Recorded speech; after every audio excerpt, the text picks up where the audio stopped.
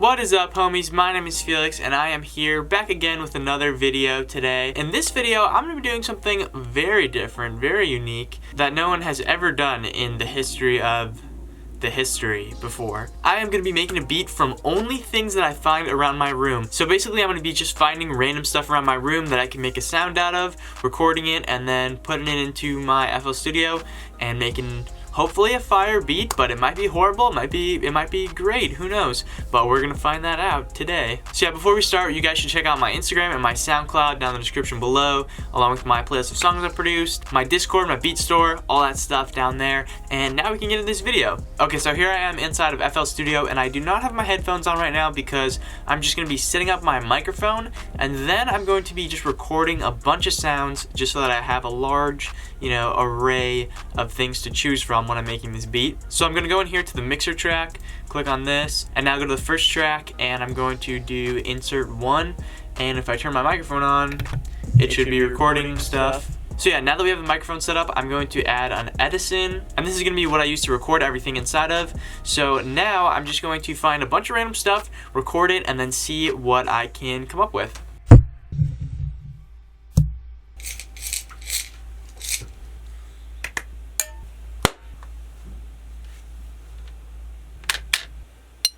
Okay, so I just recorded all of these little sounds. And the last one is white noise from my air conditioner. And I'll explain why I recorded that in a little bit, but for now what I'm going to do is kind of refine some of these sounds, because as you can see, some of the start points aren't exactly perfect, and some of them are kind of quiet, like this one here, so I'm just going to freshen them up a little bit, and then I will be back. Alright, so I kind of fixed up some of the sounds, and now I'm going to kind of label them what I'm going to use them as. So like this one, for example, is definitely going to be the kick, but I want to make it a lot louder, and I want to make it slap harder. And this one here, I'm going to layer that with some other sounds to make kind of a clap or like a snare. And then some of these are just going to be percussions, like this one. And basically I'm going to alter them and make them, the exact way that I would like them to sound. So with the kick, I'm basically just going to go in and boost it quite a bit. And as you can hear, it slaps pretty hard now. Okay, so I just renamed all the sounds so they're more easily recognizable, and now I'm just going to start working on a simple little drum pattern. Alright, so I just came up with this little drum pattern. I'm going to add more onto it, but this is just kind of what I have now to start.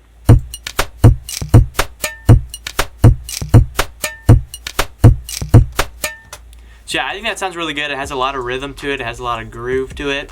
So what I'm going to do now is actually record maybe a little bit of guitar, because it's within the rules, because the guitar is in my room, so I technically can use it.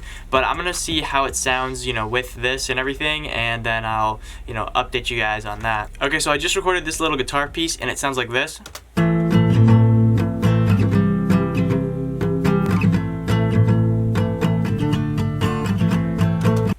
And I think that sounds pretty good. I'm going to now chop it and fit it and stuff so that it fits within, the lines, and it fits the drums and everything. Alright, so I just took the guitar sample and I adjusted it so that now it fits with the tempo and everything. And now what I'm going to do is actually go into the drums and change this pattern up a little bit so it doesn't get too repetitive. I'm also going to stagger this little like ding kind of glass sound that I'm kind of using as hi-hats right now so that they're not playing, completely consistently.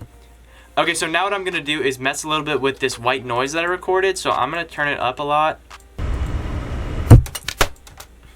And basically the thing with white noise is that it has like pretty much every frequency within it. So what I'm going to try to do is single out certain frequencies and make like a little synth noise or something. I'm not sure, but I'm going to try it. I'm going to attempt to do it. Alright, so basically with the white noise, I brought it into this mixer track. I EQ'd out just this portion, and then I put this effector module thingy on it, and I put it with lo-fi, and then I just recorded it into Edison, boosted it a bunch, and then I kind of came out with this weird like TV static noise, and then I added that to the beat, and it sounds like this. So yeah, I think that sounds pretty good. I'm gonna reset this thing now. And what I'm going to try to do is I'm going to try to make an 808 out of this kick thing right here.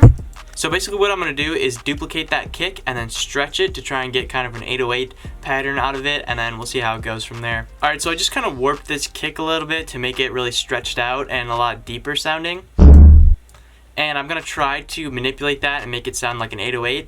So I'm going to actually just assign all of these, besides this one, to a mixer track. And I'm gonna put an Edison on the kick that I just messed with so I can record it. So I just messed around with this kick sound, and now what I'm gonna do is right click and do edit in audio editor. And now I'm gonna see what notes this sample is actually playing. So I'm gonna go to regions and then detect pitch regions. And as you can see, it's kind of all over the place. There's like D, G, D sharp in here. So what I'm gonna do is go into new tone, and I'm gonna drag this sample into there. And as you can see, it's kind of all over the place. So what I'm gonna do is just drag these all to C. And now as you can see, they're still a little bit off, like just very slightly. So I'm going to just do center like this. And now it should be one consistent note. And it sounds a little bit weird, but I'm hopefully gonna make it sound, you know, all right. So I'm gonna click this, drag this in. And now this sample in here, if we right click it again and go to detect pitch regions, it should be all C. And it's a little bit weird here, but for the most part, it's gonna be properly C. And we're gonna replace this up here with this one. And so now we know that this sample here is playing C, and we can get rid of this. And basically now I'm gonna assign this to a mixer track and just mess with it a little bit more and try to get this sound more like an 808. Alright, so I put this destructor onto the little 808 thing that we have here, and now it actually kind of sounds like an 808. So basically I'm going to use that for our bass in this song. So I'm going to match that up with the root notes of the chords that I was playing, and then it's going to hopefully match up pretty nicely. Okay, so I matched up this little 808 thing that we have with the root notes of the chords, and it sounds kind of like this now.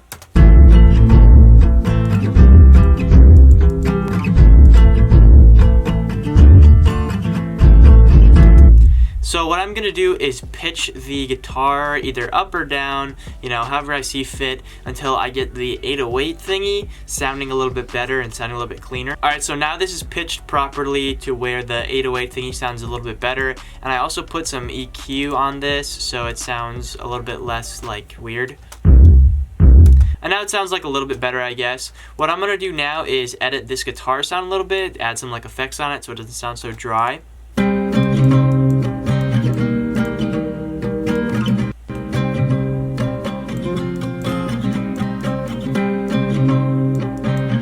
Okay, so now that we have pretty much what the beat is gonna be, what I wanna do is add a couple little things that are gonna give it some variation. So mainly this is gonna be focusing on the guitar. So this will probably help if you're making, you know, normal beats and you're trying to figure out ways to make your samples a little bit more unique. I'm gonna show you a couple ways to do that here with this guitar. So basically I'm gonna add 2 of these, and now I'm gonna go make unique. So basically an octave is 12 semitones, and an octave is from one note on the keyboard to the same note higher up or, you know, lower down.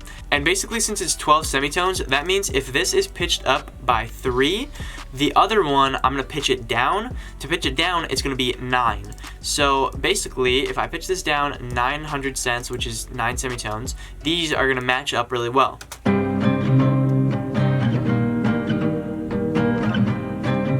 So I'm gonna add this part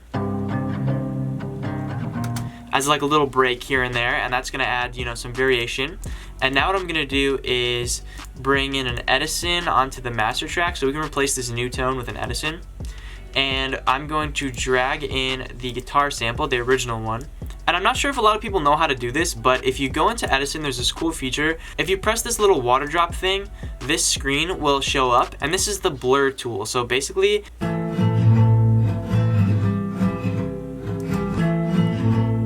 you can hear that it basically blurs the sample and it makes it kind of more sound like a pad, I guess. So basically what I'm gonna do is change the settings so that it looks kind of like this.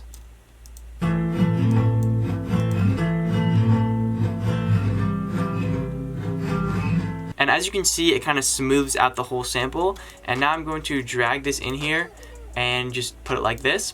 And this is kind of a cool way to just make your sample a little bit different, make it a little bit more unique. And obviously with guitar, this doesn't work the greatest, but with certain other sounds, like if you have more synthy sounds, this is gonna work really good.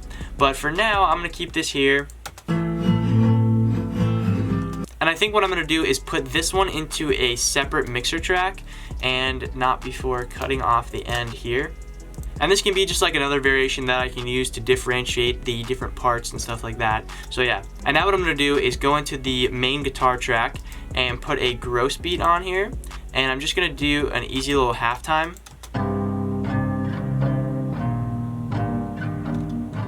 And now I'm going to click on the little knob and then hit A. and this is going to create an automation clip, and now I can adjust this as I see fit. So I can use that little slow down part for maybe the beginning of the song and then fade it back in,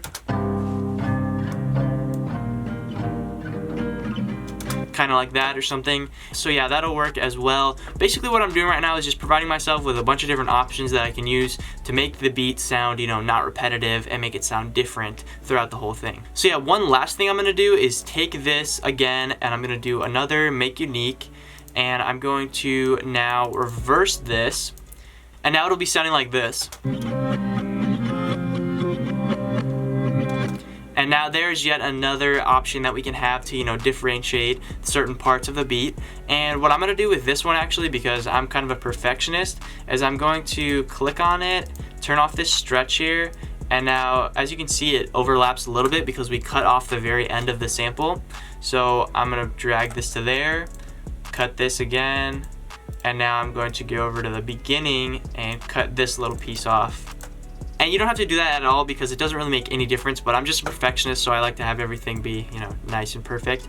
But I'm gonna change the color of these as well so that I know which is which. I know the reverse one is green, and now I know the lower one is going to be pink.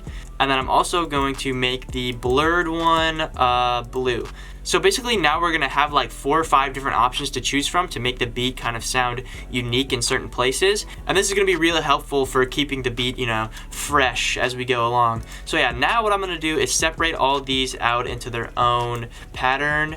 And this is a lot of percussion sounds, so this is gonna give us also a lot of room to work with when we're making the beat sound unique, because we can take out certain percussions here and there and then, you know, put others in as we need to. But yeah, basically what I'm gonna do now is kind of lay out the beat a little bit, and then I will get back to you guys. Alright, so I just finished laying out the beat here. As you can see, I managed to make a lot of different sections and keep the beat sounding fresh all the way through so it doesn't get too repetitive. As you can see, I added, you know, the little variations in the guitars and stuff. I did not add the blurred one in there because I just didn't like the way it sounded. But pretty much throughout the song, I just took out the bass in certain parts, and then I took out certain percussions, as you can see here, and then, you know, just switched up the guitars. And then these are just tape stop effects here.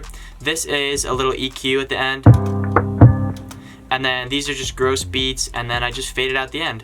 And it's a pretty short beat, but I figured that was fine for this video because this is like a completely new genre of music anyways that I just created. But yeah, so I hope you guys enjoyed this video. This was kind of a weird one today, just a very different video. But a lot of people had been suggesting for me to do this video, so I figured I'd give it a whirl and see how it goes. But yeah, so as I said, I hope you enjoyed. Leave any questions that you have down in the comments below for me, and check out my Instagram, SoundCloud, all that stuff, and I will see you guys next time.